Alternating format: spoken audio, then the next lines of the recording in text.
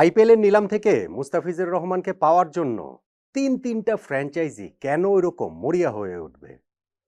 আজকে IL টি-20 match দেখেছেন? এই মুস্তাফিজের জন্যই তারা মরিয়া হয়ে উঠেছিল।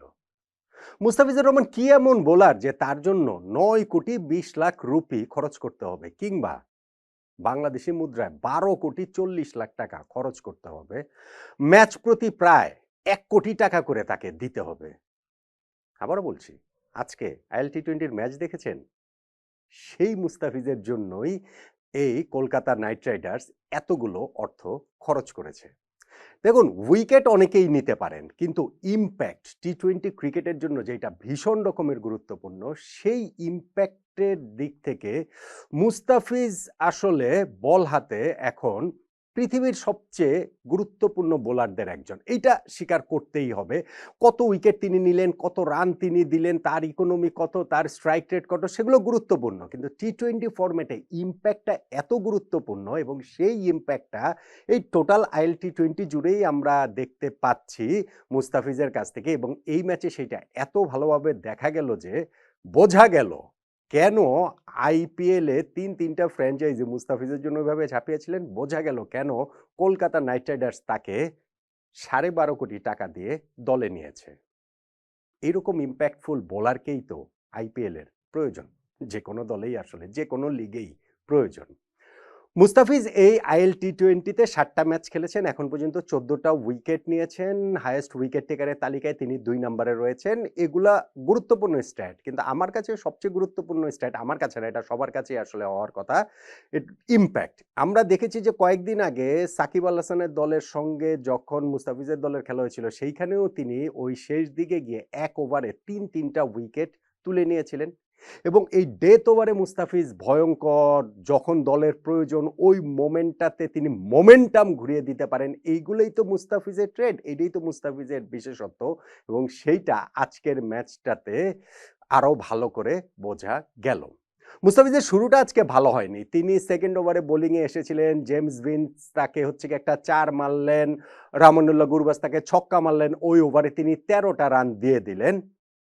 এরপরে 13 নম্বর ওভার শেষ হওয়ার আগ পর্যন্ত তার হাতে আর বল তুলে দেওয়া হয়নি। ততক্ষণে এই গালফ জায়ান্টস তারা ইনিংসটাকে গুছিয়ে নিয়েছে। 3 উইকেটে 110 রানে তারা পৌঁছে গিয়েছে। উইকেটে 2 সেট ব্যাটসম্যান, জেমস ভিন্স তখনও রয়েছেন, এবং আজমতুল্লাহ ওমরজাই ততক্ষণে 40s ঘরে পৌঁছে গিয়েছেন।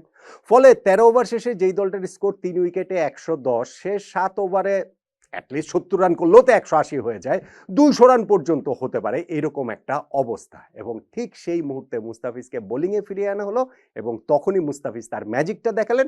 মুস্তাফিজ বোঝালেন তার ইম্প্যাক্টটা, এবং বোঝালেন কি কারণে আইপিএলে তিনি এত মূল্যে বিক্রি হলেও সেটা যথার্থ। জেমস ভিন্স প্রথম বলটাতে তাকে 4 মেরেছিলেন, পরের বলটাতে ওই 14 নম্বর ওভারে পরের বলটা তিনি ওয়াইড দিলেন, কিন্তু থার্ড বলটাতেই কাঙ্ক্ষিত ব্রেক থ্রু এনে দিলেন। 60+61 রানের জুটি যে হয়ে গিয়েছিল জেমস ভিন্সকে, তিনি একটা কাটারে বিভ্রান্ত করে উইকেট কিপারের হাতে ক্যাচ দিলেন, তিনি পার্টনারশিপটা ব্রেক হলো। আর এক বল পরেই সেকেন্ড উইকেটটাও তিনি পেয়ে গেলেন আজমতুল্লাহ ওমরজাই, যিনি ততক্ষণে 25 বলে 43 রান করে ফেলেছেন, 3টা 4 মেরেছেন, 3টা ছক্কা মেরেছেন, এবং তার ওই বিস্ফোরক রূপেই তিনি রয়েছেন। তাকে আউট করতে না পারলে স্কোরটা আসলে ধরাছোঁয়ার বাইরে চলে যেতে পারত মুস্তাফিজের দলের, কিন্তু ওই জায়গাটাতে তিনি আরো একটা কাটারে এইবার আজমতুল্লাহ ওমরজাইয়ের ব্যাটের ইনসাইড এজ লেগে তিনি প্লেড আউট হয়ে গেলেন, বোল্ড হয়ে গেলেন, ডাবল ব্রেক থ্রু এনে দিলেন, 2 সেট ব্যাটসম্যানকে মুস্তাফিজ আউট করে দিলেন। ম্যাচে দারুণভাবে কামব্যাক করলো মুস্তাফিজের দল দুবাই ক্যাপিটালস। বাট এইখানেই আসলে শেষ না। নেক্সট ডেলিভারি তিনি যেটা করলেন ওইটাই আসলে ক্লাসিক মুস্তাফিজ। ওইটাতে মুস্তাফিজকে সবচেয়ে ভালোভাবে বোঝা যায়। লেগ স্ট্যাম্পের বাইরে বল পিচ করেছে, সেইটা অফ স্ট্যাম্পের বেলস তুলে নিয়ে গেছে, ব্যাটসম্যানের আসলে কিছুই করার ছিল না। মুস্তাফিজ তখন অন হ্যাট্রিক, যদিও তিনি ওভারের লাস্ট বলটা থেকে আর উইকেট তুলে নিতে পারেননি, হ্যাট্রিক তার হয়নি। কিন্তু ওই যে 14 নম্বর ওভারটাতে যেইখানটাতে তিনি মাত্র 6 রান দিয়ে 3টা উইকেট তুলে নিলেন, সেইটার ইম্প্যাক্ট অনেক। একটা দলের স্কোর 13 ওভার শেষে 3 উইকেটে 110, সেই দলটা 180, 190, 200 পর্যন্ত করার মতো অবস্থাতে রয়েছে। সেইখানটাতে এক ওভারটাতেই মুস্তাফিজ যখন 3-3টা উইকেট নিয়ে ফেলেন, 14 ওভার শেষে তারা যখন 6 উইকেটে 116 রানে পরিণত হয়, তখন কিন্তু আর অত বড় রানের অবস্থাটা করার মতো অবস্থাতে তারা থাকে না। এইখানটাতে মুস্তাফিজের মুনশিয়ানা, এইখানটাতেই মুস্তাফিজের ম্যাজিক। মুস্তাফিজ ইনিংসের লাস্ট ওভারও বোলিং করেছেন, সেখানটাতে তিনি আরও একটা উইকেট পেতে পারতেন এক্সট্রা কাভারে, ওইখানে মোহাম্মদ নবী ক্যাচটা না ফেলে দিলে। যদিও ওই ওভারে রান আউটের হ্যাট্রিক হয়েছে, 3-3টা রান আউট হয়েছে, 156 রানে এই গালফ জায়ান্টস অল আউট হয়ে গেছে, যেই রান তাড়া করে মুস্তাফিজের দল ম্যাচটা জিতে নিয়েছে।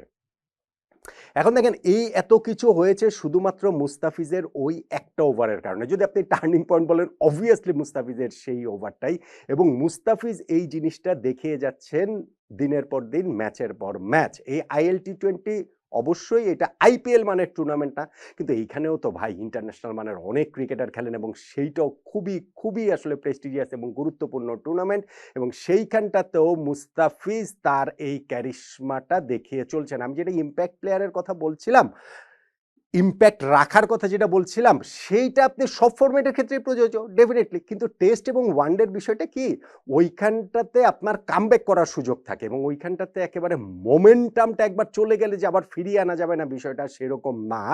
টেস্টে আপনার কোনো একটা দল হয়তো এক সেশন খারাপ খেললো, পরের সেশনে কামব্যাক করে, একটা দিন খারাপ খেললো, পরের দিন কামব্যাক করে।